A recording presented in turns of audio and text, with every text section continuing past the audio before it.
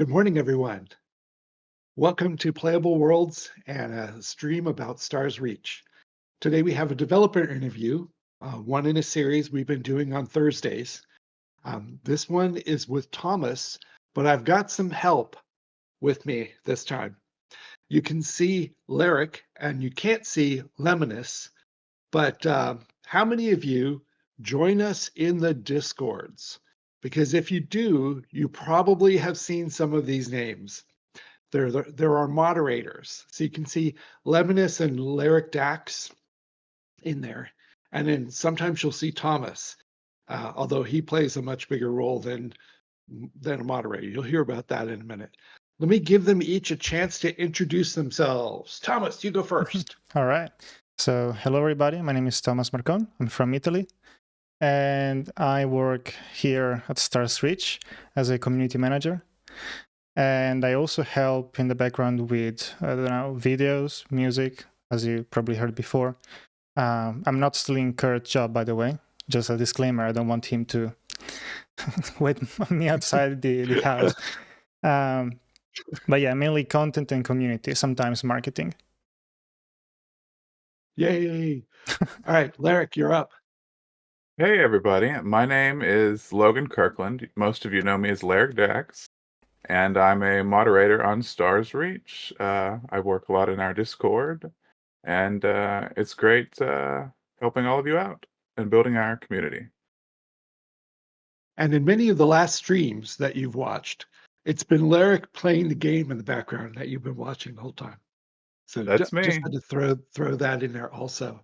And then we have one more that you can't see because he's playing the game right now, and we need his stream for that rather than the video camera. Lemonous, introduce yourself, sir.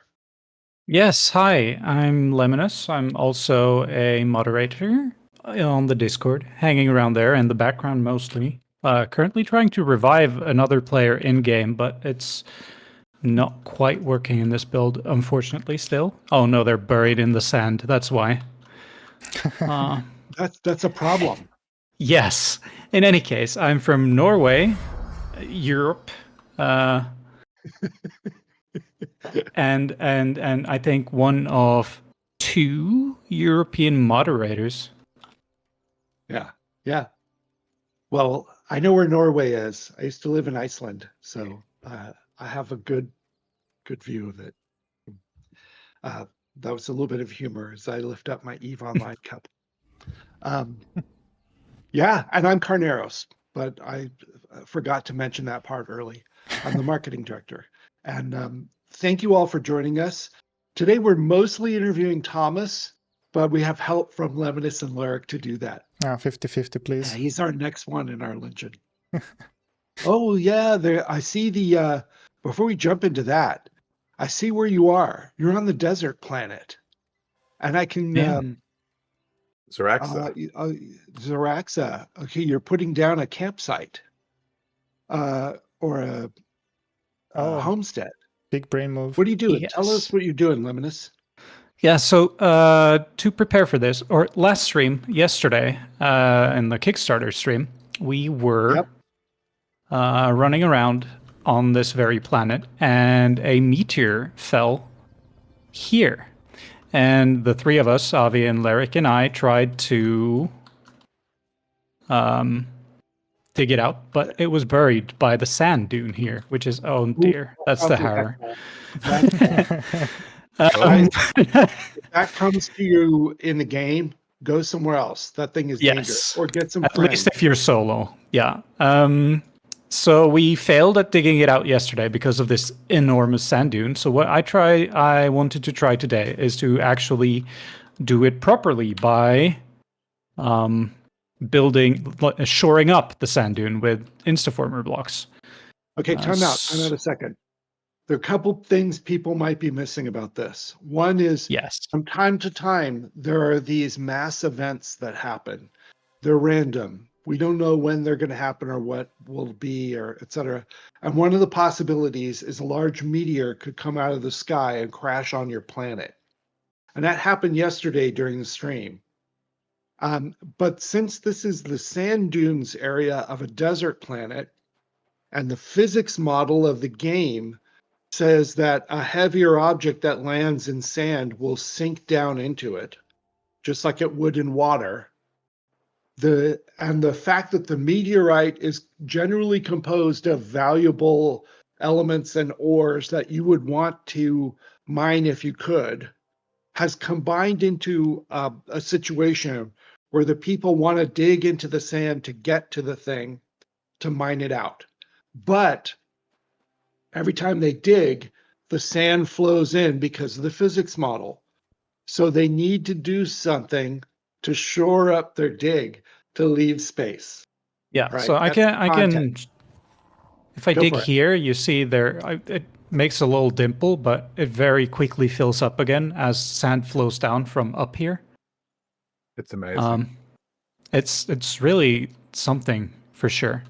And we see here these little pieces of glass in the sand. Those are the only evidence that the meteor hit here and sunk through. And it was a huge meteor. I mean, we're talking massive. Yep. Yeah. Absolutely. It's easily the size of a VW bus. Absolutely. So I've claimed this place. Let me turn on boundaries. There we go. I've claimed it. I now built a wall. Wow, that's actually pretty close to the border. Nice, go me. And I will be building walls like this to shore up the sand, and then I can hopefully dig in between them to get down to the meteor without having to remove this entire dune. So that's what I'll be doing in the background while you guys talk today. You have Well, thank 50 you very minutes much. left. Thank you. Oh, I screwed up my camera. Oh Yeah, dear. that's good. That's crazy.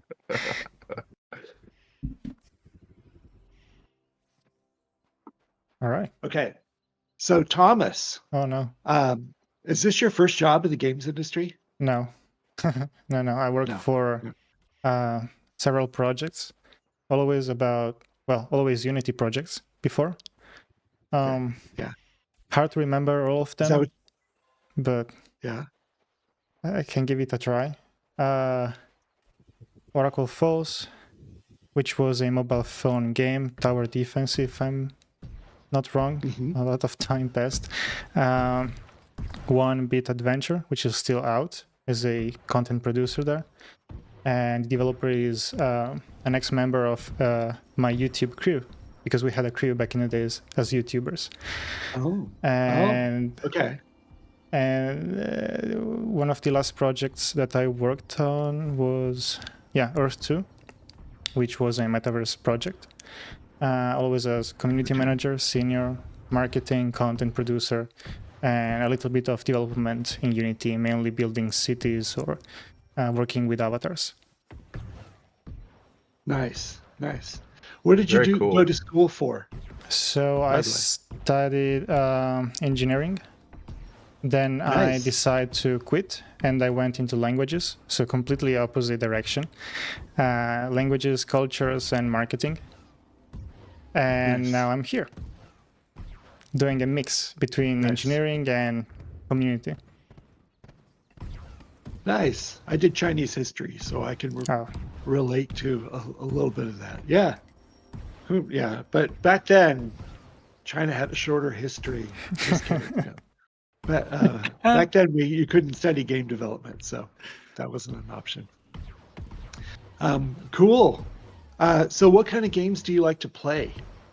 Oh, well, anything that allows me to build and be creative, combined Nice. with the survival aspect, because I love challenging environments like the one we are seeing right now in Stars Reach. Survival crafters. Yeah. So I don't know, a few other games I play that are more or less similar, I will say, but far away still. Rust, for example, is something that people may recognize. Or I don't know, even Tarkov is another example. Yep. Tarkov, yeah. Deep Rock Galactic is another one, PvE. Mm-hmm. Mm-hmm. Oh, yeah. Loved that. I also played Very Power World, popular. and Well done. I play a lot of stuff. Yeah, Deep Rock Galactic, I think, is one of the best games I've ever played, and that I still play from time to time. Really Yeah. cool. Mm-hmm. Yeah. Well done. All right. So when you came to Playable Worlds, what was the first big project you jumped on?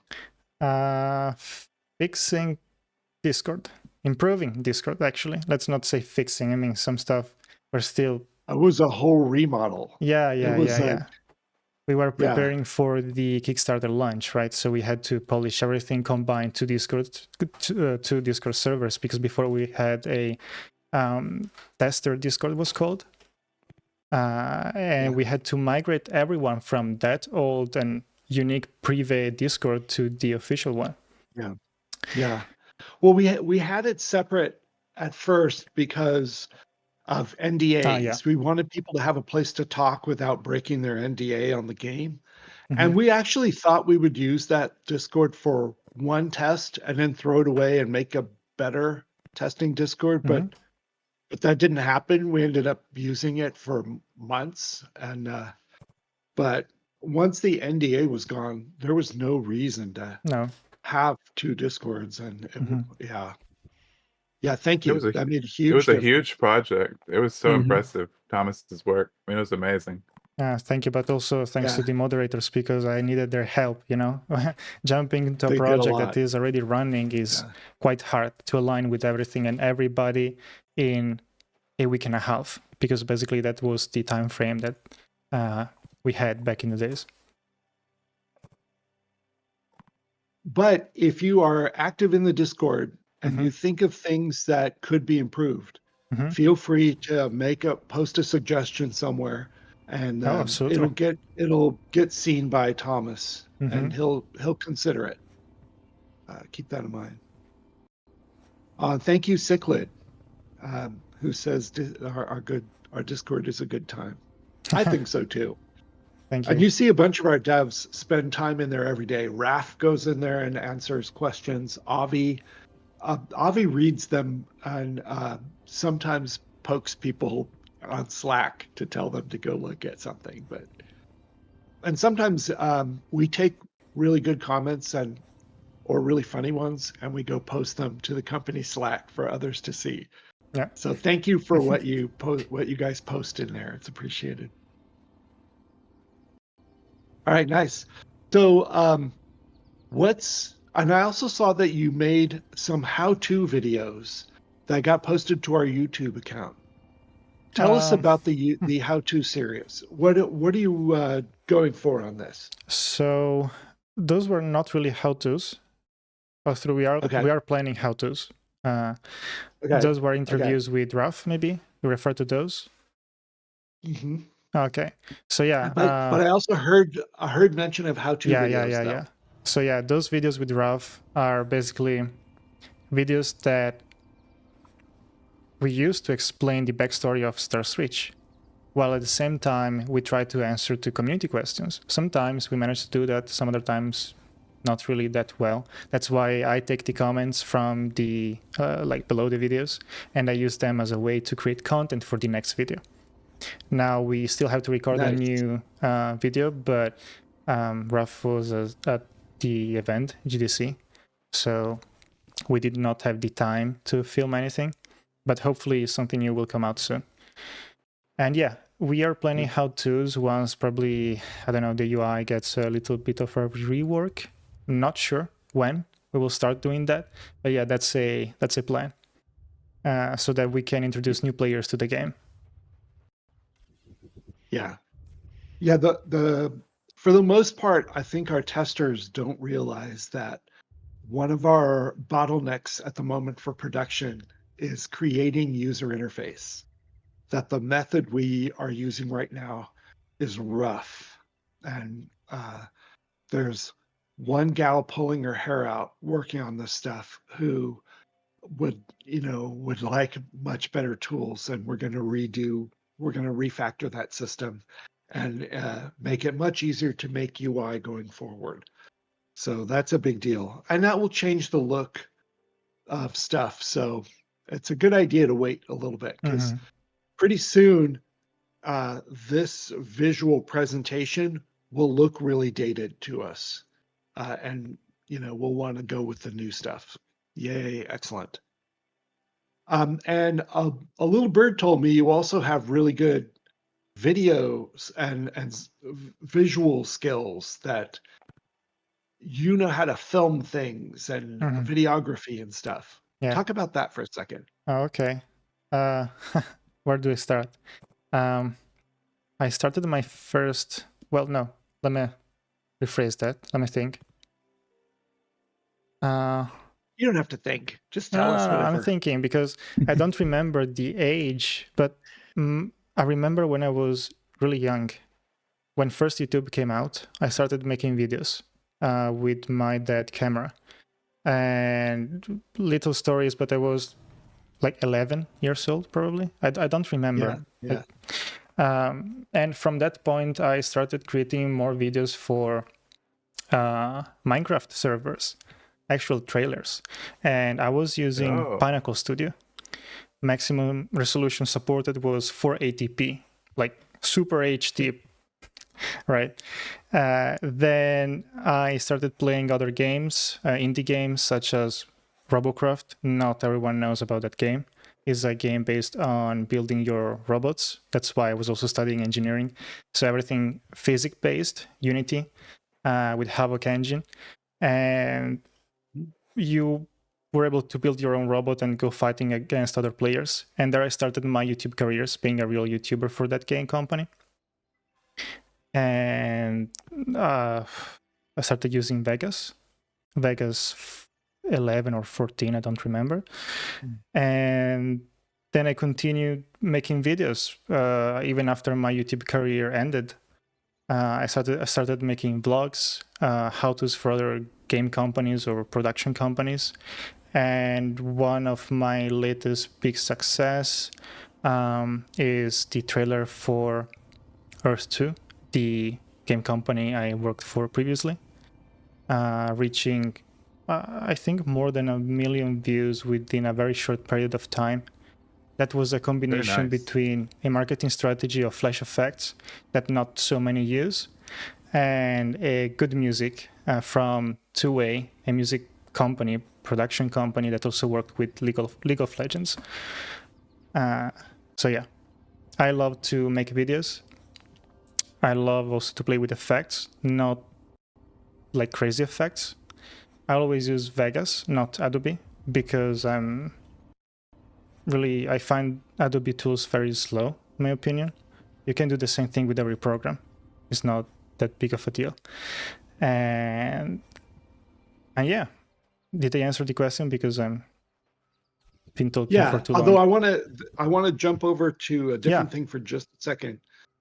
The Lemonous excavation on screen is Craig right that you could just delete the sand instead of mining it?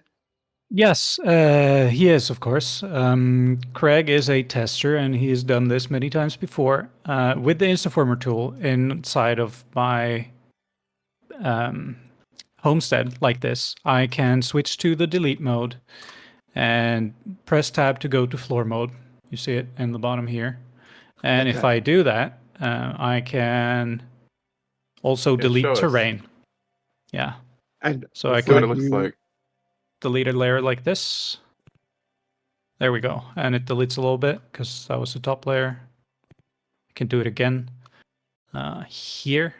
The reason I've not been doing that so far is that I don't actually know how deep the Meteor is. you want to preserve it. You don't want to And lose some of it. Yeah. yeah, Okay. I know it's made out of diamonds, and it would be a shame to remove like a full layer of diamonds. That makes sense. Oh, okay. Did it say in the announcement thing that it would be made of diamonds? Yes, How did you know? Oh, wow.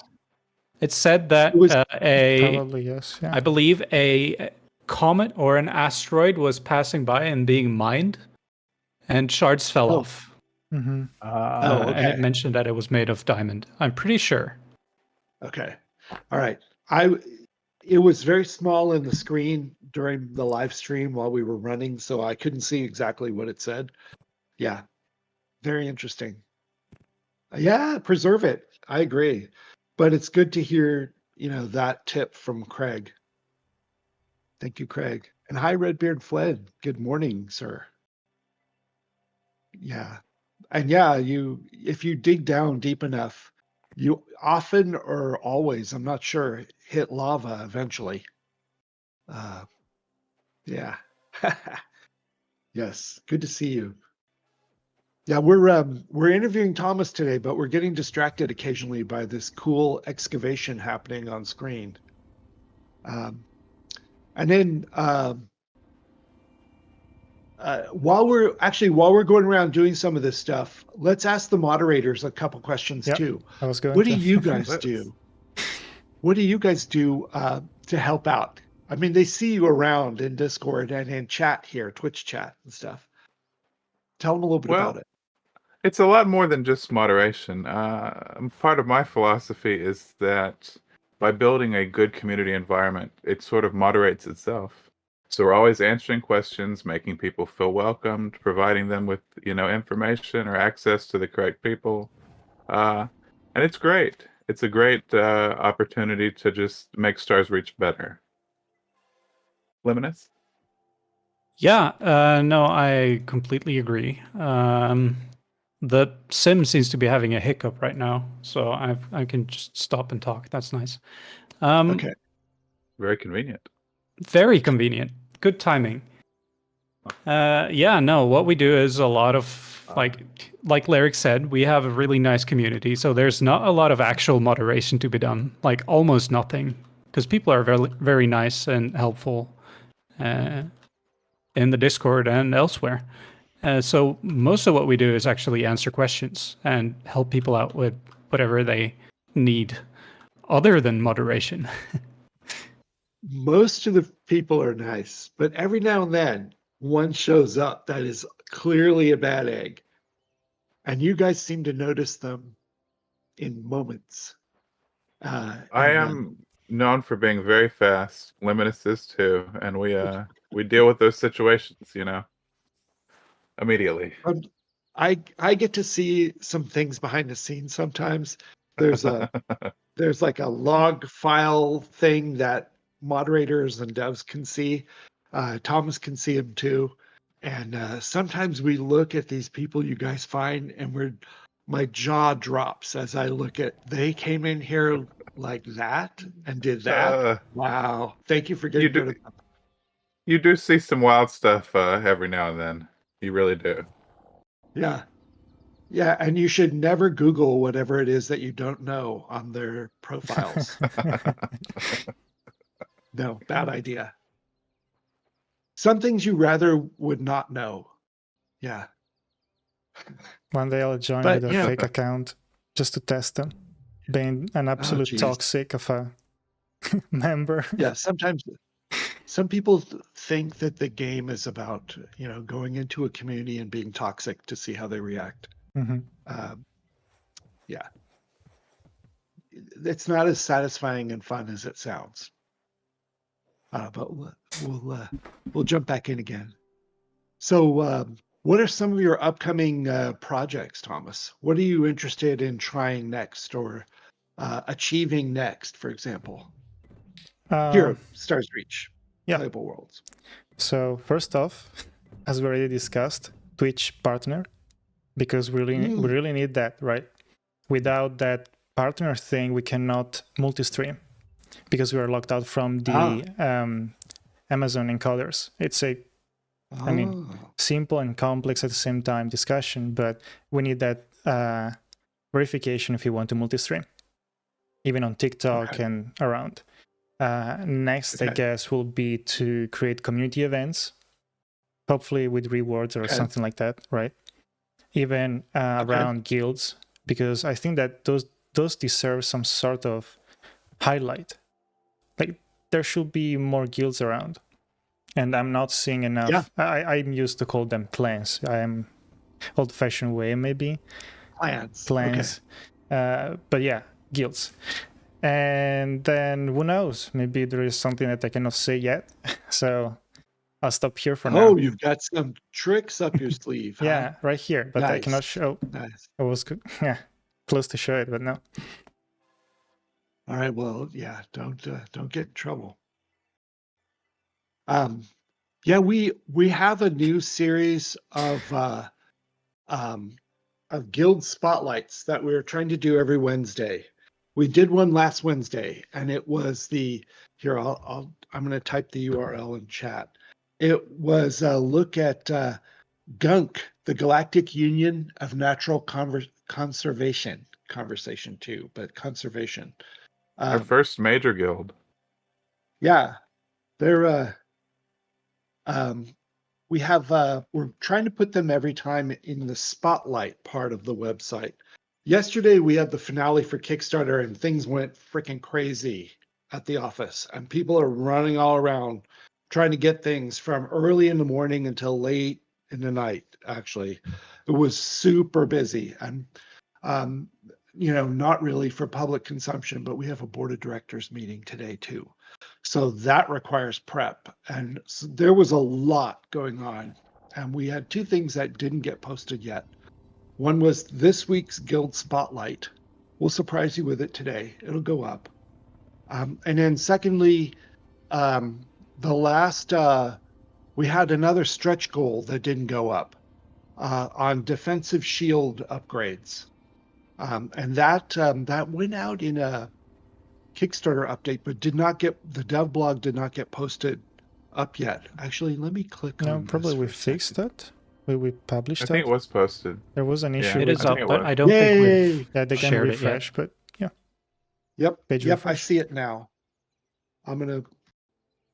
Yeah. So that's Voodoo behind. If you know Voodoo from the Discord, he's behind the scenes posting stuff right and left as fast as you can. Devs.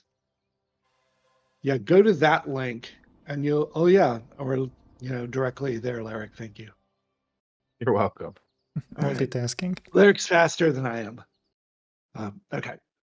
So yeah, we got cool stuff going. Good, but Guild Spotlights. We want to do one every Wednesday. I have to go pick one out for next week and get some of that prepped. But yeah, that would be exciting. I'm a big fan of guilds. Mhm. Me too. I ran 2 different alliances in EVE Online for about 9 years, and Big it was ones, a big I part of hear. my life. Medium-sized, I would say. Medium. If you're in Sov Null region of space, they would vary between, say, 2,000 to 3,500 pilots. That's So pretty big to medium me. size. Yeah. The Well, biggest guild I've run is 300 people. That's pretty big. yeah. So Oh, sorry. it's, go ahead. Now stream will see something Yeah, so I love it. weird, but small issue on my side. Engineering stuff. Okay. Madcap Warrior says, I ran a guild from launch to shortly after the NGE in Star Wars Galaxies. Yeah, That's a long time. maybe now he knows too much about leading a guild to want to do it again. Or maybe he misses it, would like to start a new one. Yay. Or lend his expertise to a guild here to help them grow. Those are great things. And Son the Darksmith says, I've got you all beat. I wouldn't be surprised. I would like to hear about it sometime, Son the Darksmith. There is a delay as Kickstarter holds funds for a time. Okay, yeah. It's 2 weeks, I think. Yeah, I don't know what exactly, but we'll get the information soon, and then we'll be able to invite all these people to join the test. Absolutely. It'll be great having more people in. Mhm. We're really looking forward to it. If you haven't yet tested the game, what advice would you guys give a new tester coming in on their first day? Comments? Okay. So seeing the community, I will say connect with the community. That's the first step I will take, because there are so many players that can give you an advice on how to play. Absolutely. Or answering your questions. Like I did the same with Leric, I think, when I was looking for glass. I know it's very basic, but I asked, where can I find the glass? It's a very complicated, complex game, right? And Yeah. and yeah, I think that's great. Like our voice chat, our Discord, it's great. You can connect. Like our producer Rod is always in the voice chat. He's always answering questions. I'm usually there. We love to help people get comfortable and learn what's going on. And Yeah, that's a then good point. A lot of people join the playtest and have no idea that there's a live voice element to it that's optional. If you join the Discord, there's a chat room for the playtest, and people are in there, and the devs are answering questions, and they're suggesting things for people to test because we're trying to see if that code is working, and it's very helpful. Or sometimes it's more fun or marketing stuff. Hey, can you guys line up over here for a screenshot because we can take a selfie type thing? Yeah, it's worth trying. If you're one of those introverts like I am who doesn't want to say too much on voice comms or listen to too many people, just do it for a little while till it gets too much and then drop out. No one's going to be offended if you jump out of the meeting. But yeah, good point. What, Do you have Lemonous, advice, do you have any Lemonous? advice? Yeah. I don't really have anything to add to that. Actually, it's the community is excellent. The game is complex. We will hopefully get more tutorials in game as well. But for now, and always, I mean, meet the people. They are amazing, and they will make your experience better. And Raph pops into chat too. You'd be surprised. He's very approachable. He's very down to earth, regular dude. I mean, I was in an Eve Online context this past week for something, and someone said, "Oh yeah, Rick works at this other game company, and it's basically run by MMO royalty. You should see what they're working on over there." And I'm thinking to myself, Raph's like a regular dude, but okay, it's fun. I have a question. I seem to have gotten a friend here. Yeah, that was the Yeah, question. what are you doing to that creature? Okay, so this is a brute hog. It's a purple named brute hog, which means it's a really, really difficult enemy. Wow. One of the most difficult ones, except for the bosses. And it kind of took a liking to me and started attacking me first with its flame attacks. But what I did was I first flew around a bit so it got tired, and then I started sneaking. And now, as long as I sneak, it doesn't see me as an enemy. But he does apparently still like me quite a lot, so he keeps following me around. He loves you, or you have a big stick on Yes. your He wants pockets. a treat. Yeah. He does want a treat. Unfortunately, do. I do. Oh, see. Oh, nice. Can I give it to him? I don't think I can. He's pretty big. I'd give him whatever he wants. Yeah. Even sand, I don't know. Yeah, but no, if anyone is playing on Xeraxa currently and wants to help me out with a brute hog, feel free to come into this corner off past the little hole. And You can shoot a flare up. I probably could. Okay, hang on. So, I'm moving a bit slow. so random. It's a trailblazer, right? Yeah.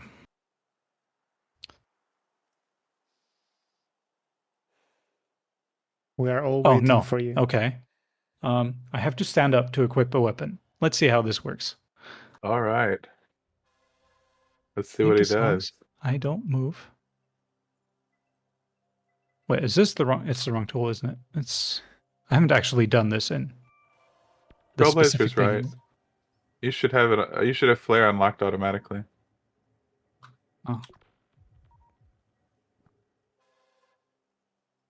Oh, right. Yes. So I'm flaring in one corner of the map on Xeraxa. If anyone wants There to it help is. me take out this brute hog, feel free.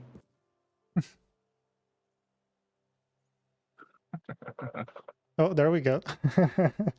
Someone. Hey there. Why is it? Well, There he's There coming we to save you. plan worked perfect. Look, he's having emotions. Ooh. He's jealous. Yeah.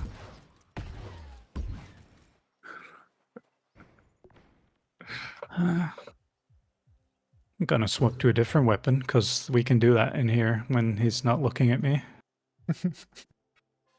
Really? Oh, because you're in the I'm in- yeah. homestead. Yeah. Gravity Normally might you be good. Normally you can't swap weapons in the middle of a battle, but because he has his homestead there.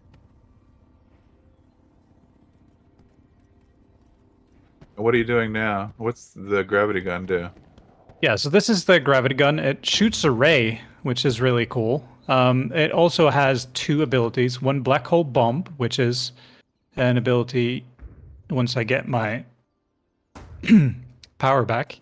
I can use the boomer first, which is an ability that shoots around me and pushes enemies back. Excellent against melee enemies. And the gravity gun ray itself also pushes away, I think. And then It's you have very Q. Ghostbusters. Very. The Q ability, Black Hole Bomb, is it shoots out a low bomb. Let me just go back a bit. A low purple projectile that hits after a while, or when it hits something, explodes and pulls enemies in. The crowd control. It is crowd control, and it's really nice, especially against larger enemies, I think. Not so easy against small ones, because you have to aim it. They move. And I'm terrible at aiming. They love to move. They do. He's pretty slow. Yeah. One of our objectives in combat is to have different options available for people who have different abilities to aim things or reflexes, etc. So some things are going to require more twitch control or more eye-hand coordination or and such than others. And I think that's a good thing. And now you Also, can we see that haven't- he's actually running away because he got really low on health. Thank you, Dazzle and Korak, for the help. Yay! Now back to work. Thank you.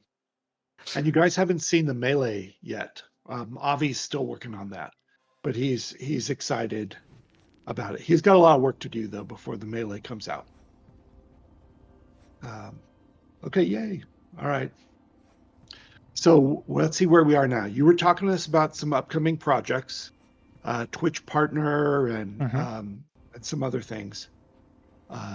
Anything there that we missed that you can remember? No. What would you say is the hardest part of your job, Thomas? Probably there are two things. Don't say me. No. Okay, one thing. No, just kidding. No. Okay. So the first one is being creative, even when you don't want to. Because sometimes you wake up in the morning, you're like, today I don't want to work. Today I have no ideas. But you don't have time to cry. You need to... Can't you just pour a glass of wine on those days? Sometimes beer. I'm more like of a German in that situation. Okay. But yeah.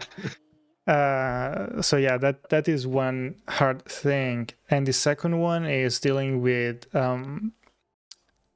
crisis events. Like when there is a big drama within the community. Yeah. 90+% of the people are angry about something. You need to be able to calm them down, help them at the same time, not just calm them down. You need to actually fix the problem in some way, or at least give them the feeling that the development team is doing something to fix the issue. Communication, basically. And communication is something that not so many game companies do.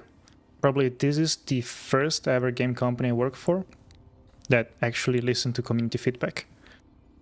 The first one, because everywhere I went, the company always did the opposite. Yeah, it's so amazing to see. I mean, it is really just wonderful Yeah, the and way our having Wrath. relationship with the community is. Yeah. Even doing the streams or having Wrath talking with the community, the developers interacting with players, that should be the key when building any video game, because you can have the best game ever with the biggest budget ever, but if you don't have community, no one is going to play your game. That's why community management to me is 33% of a project. This is one of the three key points. There's game, developers, and community. If one of these 3 points is missing, it's never going to work. Absolutely. My philosophy. Wow. Just people can agree or disagree. I'm open for that. That's a fresh perspective for me, and one I have to think on and chew on a little bit. I like it. I might borrow it. Okay. Yeah, sure. Okay. What's your favorite part of your job? My favorite part of my job? Okay. What I always say is making people happy. Seems simple, right? But I love to fix problems. If you ask my friends, I always look at the negative side of any situation, because I always try to improve whatever I have in front of me. And that means also fixing problems of any kind, if I'm able to. And so making people happy or the community happy because I did something that managed to help them or to improve their game experience or relation with the community, that makes me happy. But if the community is not happy for some reason and I failed my job, yeah, I'll be sad. So yeah, favorite part is making people happy and seeing them happy and thanking for the job we do. That means that we are in a good way.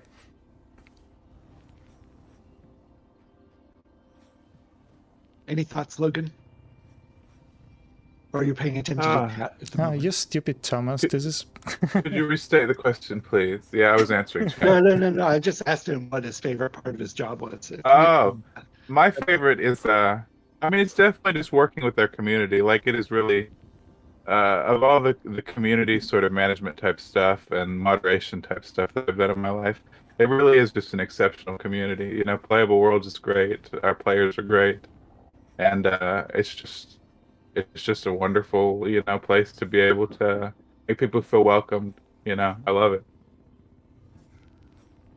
Sono Darksmith asks a question in chat here. Will there be ways related to world mechanics in game to allow people to vote on things?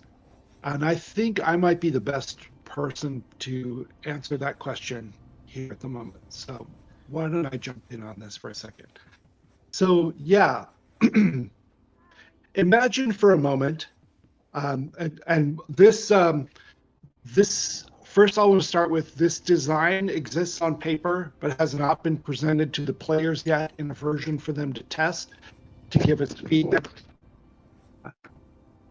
I'm talking like an Italian with my hands out, and I just smacked my microphone, which is not what you're supposed to do on a live stream. But we haven't presented the design to the players to test yet and give feedback. So normally the way we do it is we build it and get it working to about 80%, and then we give it to the players. They give us feedback, and we go back and change it. We have no intention of giving a final program to the players. We want the feedback, and we want it early enough that we can change things. So imagine a system where everybody gets handed a little red card to have in your pocket. Everyone gets one. And if someone treats you really well or does something nice for you or exhibits good leadership or something like that, or gives you a bribe or whatever, you give them your card. You only have the one. You can take it back at any time later. But if someone gets those cards, it translates into leadership experience points and votes. And at some point in the community, that person then eventually will get enough of those cards that they will turn into the mayor of the town or something. Imagine Beanstalk Head.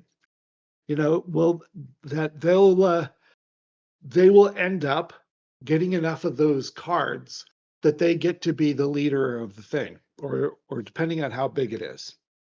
So That's that such a cool kind of, system. yeah. So that we're going to see how much that works and how much leeway that gives someone, and what things can be done in case of a rogue situation, or if someone's account gets hacked or whatever. You need to think about edge cases. But we have a plan for something, Sono Darksmith. I don't even know if I'm saying your name right. But follow-up questions I'm watching for, Sono. Okay. I had to switch the Hi, Venus. view because there was some connectivity issue with Discord. I discovered. All right. No Perfect problem. timing. Okay. And then, Beanstalk had turned into sort of a de facto mayor of a little village at one point during the testing. Our first city. Yeah, and it was very cool. It was fun to watch, and it made us all feel good that maybe we're on the right path with some of our thoughts about this. It was not an intentional "I'm running for mayor" type thing. It was just a recognition of actual leadership happening. It was great. Let's see. When can we expect group and leadership to happen? I think I think you'll see some steps in game to try in the next couple months. We have some things about that in mind. So I would That's assume exciting. this summer. Yeah. This summer you'll get to try some. Sono's Very good. cool. Great. I think that is a lot cooler than just some UI where you elect someone. Yeah, but we'll see. Maybe we need to have both. Some things you can't evaluate. It's like you go into a store, you see a piece of clothing. You don't know if it's going to work till you actually try it on. Some things are like that in games. Rod Town. Rod Town is a different thing. Yeah.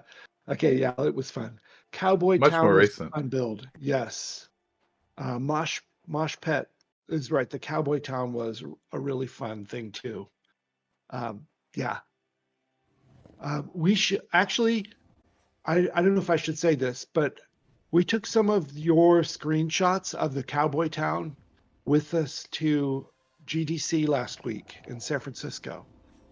Raf and Eric, our two founders, went to the Game Developer Conference in San Francisco, and they had your screenshots on their phone to show people. Did you see this? Did you see this? And like, Raf actually had his iPad out in situations, was showing them, and they were impressed. What, this town, players built this town. How long did it take him to build it? Well, 15 hours. It was amazing. Yeah, it was, and they were like, really? Which parts did they build? All of it. Are you All of kidding? Yeah.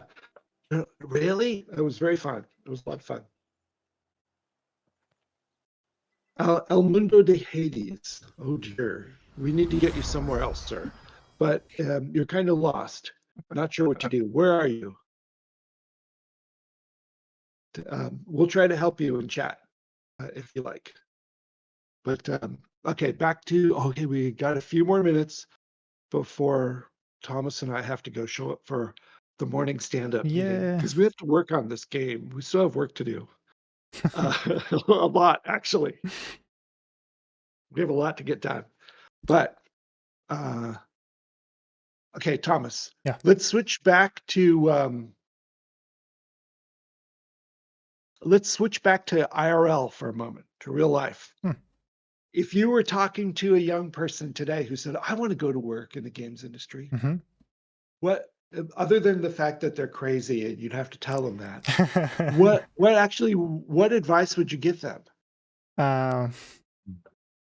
It is gonna be a really bad answer, in my opinion, but start Okay. volunteering around. Oh, Because no one nowadays, at least, is going to pick up developers that or to people that are willing to be developers. So you have to start somewhere, but do not expect people to pay your time back, because it's a very cruel world. You need to have a lot of experience when you want to join big projects. I know. You may be lucky and find that startup that is willing to accept new people sometimes. But again, my best advice is to just jump into it. And not just one project, like multiple. I think that I started as a moderator working for a video game that was thrown the game. And then I later got to know more about the developers. I started recording videos, managing a little bit more the community and player support. And there I improved my skills in community management and in content production. And I had the chance to start working on Unity.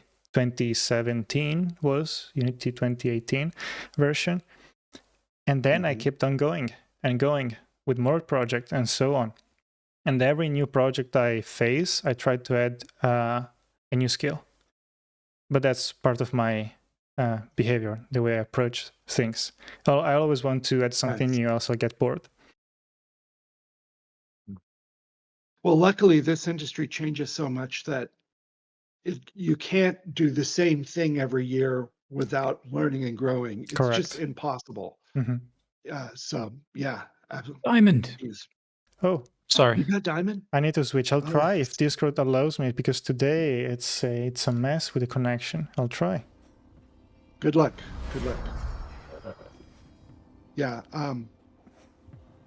I would add a little bit to that. If you're a creative person, create examples for a portfolio. Correct. Lots of them. They don't make them all the same style. Show various styles if you can, or various types of things, or something like that. You know, show work on a human character or a human face or something like that, but show non-human things or a scene or an object or an animal or something. Show some with some movement or action or direction or something happening. Don't make them all still and frozen. You know, try to show some variety. If you're a game developer and you can make a mini game, that's great. If you're a designer and you can make a mini design on paper, you know, a lot of game designers prototype things on paper first before they go do something in Unity or Unreal or whatever. Yep. Unreal has a blueprint system that will let you prototype some stuff too. But before that, you can do a lot of things on paper. Those still can impress people. Yep. Absolutely. And a working game prototype of any sort that you made with during a project in school or whatever, that can be very impressive too. If you can show something that you made yourself and talk through how you made the decisions you made in building it, that's very impressive. Yeah, and they're still going to think, okay, we'll have to teach them these things, but they already know something, and we don't have to unlearn a bunch of things either. So there's good and bad to it. I remember in another game that one of the things I did was to take their current UI in the video game. I dragged it into not Photoshop, because it was paid program, right? GIMP or GIMP. People are gonna hate me for the pronunciation. GIMP, okay.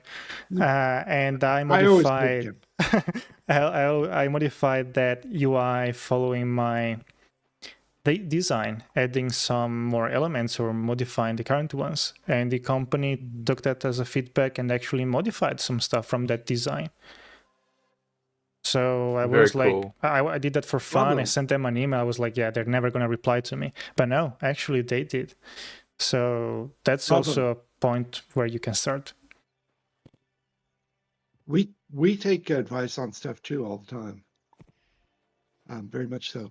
Okay, Sono's asking about an SOE question, Sony Online Entertainment, about what happened to Thunderheart and Tiggs, and I don't know the answer.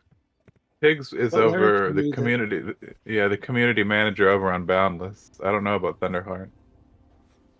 All I right, know nothing. excellent. And I don't know about PEX. Rollerball Royale. Nice. Nice. Yeah, those game jam games and stuff or contests those are great. Save all of that. You know, save pictures of it, save movies of it, save it. Very good. All right. Thank you very much. I Thank think you. we should wind down here. Maybe we have someone we can raid.